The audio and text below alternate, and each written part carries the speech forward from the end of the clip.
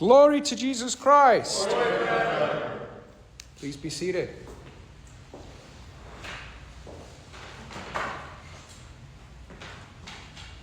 One evening, Abba Lot goes to visit his friend Abba Joseph. And he says to him, "Father, look, I keep my fast. I pray my cell rule. What more can I do?" And the holy old monk turns round to him and says, "Come here," takes him outside and lifts his hands up, and they turn into 10 fingers of flame. And he says, "Brother, if you want to, you can become entirely flame. You can become entirely fire." The prophet Elijah, who we celebrate today, along with his disciple Elisha, these were extreme men. These were extreme followers of God. I missed how many prophets of Baal and Asherah that he slaughtered in a single day. But I think it's safe to say that Elijah and Elisha were extreme kind of people. And yet, not very long afterwards, having this magnificent experience of the fire of the Lord just consuming the sacrifice, Elijah's hiding in a cave, sucking his thumb, whinging like a little boy. And you can hear it. "I've been very zealous for the Lord of Israel. I've been very zealous. And now this wicked queen's got to come and slowly cut me into little pieces." You can hear the whinginess in his voice. And so the Lord, having heard enough of this, sends him an angel. And the angel says, "Dude, you need something to eat. Here's some food." And gives him bread from heaven. And in the strength of that bread from heaven, he walks all the way to Horeb. He walks all the way to the mountain of the Lord. He's going to be the extreme self that he was called to be. Why don't we take a leaf out of Elijah's book and be as extreme as the Lord is calling us to be? You know, I saw something on Facebook of all places today that didn't look very fiery at all. There was no smoke. There was no slaughter. But it was definitely extreme.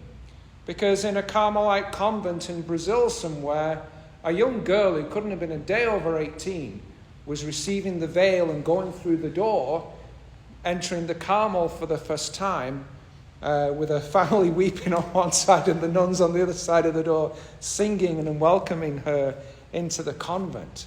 And I love that. Like, that's extreme. It really is extreme to enter the convent as an 18 or 19-year-old. There might not be fire around, but it's no less extreme. What extremes is the Lord calling you to? What extremes is the Lord calling me to? Maybe he is calling us to be all fire. All fire. Not just to keep our fast when we can and say our prayers when we can, but to become all fire. But if you want to follow in his footsteps, if you want to be all fire, he gives us some clues. And there's so many different things that I could comment on in the long readings that were wonderfully sang from us from the story tonight, from the story of Elijah. But the story of Elijah's magnificent and fiery ascension into heaven in the fiery chariot of the Lord, and tradition has it that he's waiting up there to come back down again at the end of time. That's why people wondered if Jesus might have been the prophet Elijah. Oh, and there he is, sucking his thumb in the cave. Even the most fiery of us human beings do that from time to time. But nonetheless, Elisha He says, I want a double portion of what you've got.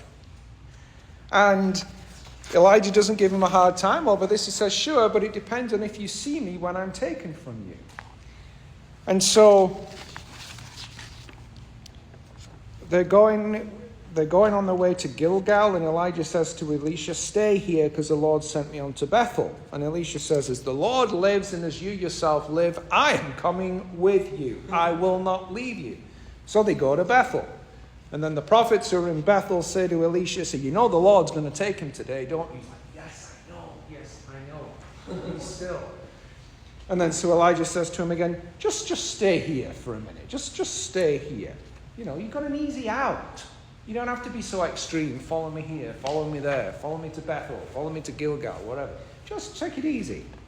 And he says, look, as the Lord lives and as you yourself live, I will not leave you. So they went to Jericho. Then the prophets who were in Jericho come to Elisha and says, you know that today God's going to take him, don't you? You know God's going to take him today. And he's like, yes, I know. Be still. Shut up. Elijah says to him, just stay here, please. The Lord has sent me on to Jordan now.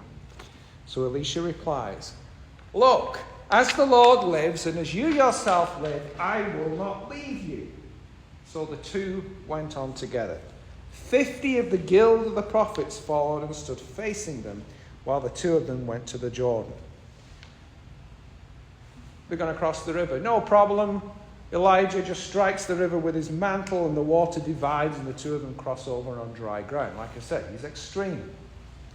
And when they've crossed over, Elijah says to him, okay, request whatever you want before I am taken from you. And Elisha asks for his double portion of the spirit of Elijah. And then down comes the chariot. Up goes Elijah. And Elisha receives his double portion of Elijah's spirit and himself divides the Jordan on his way back and has a magnificent career. How do we get that double portion? We've got to follow the Lord with the same kind of tenacity, the same kind of determination that Elisha followed Elijah. If you're going over there, I'm coming with you. If you're going over there, I'm coming with you. If you're going all the way down to the end of Gilbert Road, I am coming too. I am coming with you. I am going to follow you.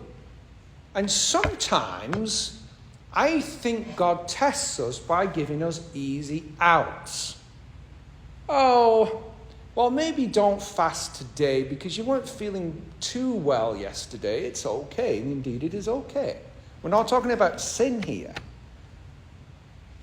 But don't you want to be an Elijah? Don't you want to be an Elisha? And that means you have to stick with the original plan. You got to follow. This is a whole parable of spiritual fatherhood, especially in the monastic tradition. If God has given you a holy spiritual father or a holy spiritual mother, you've got to follow them pretty closely. That's how you gain the same spirit that is on them. You follow them closely. You serve them. You listen to them. Even if they tell you it's okay, don't worry about it. You can go home now. You get the idea. Stick with it, stick with it, stick with it, stick with it. Because there will be days, I'm sure you've experienced it many times, when you want to sit there in a cave and suck your thumb. I'll be very zealous and now what a mess my life's turned into. What do you need at that point? You need to come to church and eat the bread from heaven, and in the strength of that bread, our Lord Jesus Christ, the bread given for the life of the world, you too, like Elijah and Elisha, can walk all the way to Horeb, to the mountain of God. Glory to Jesus Christ. Glory to God.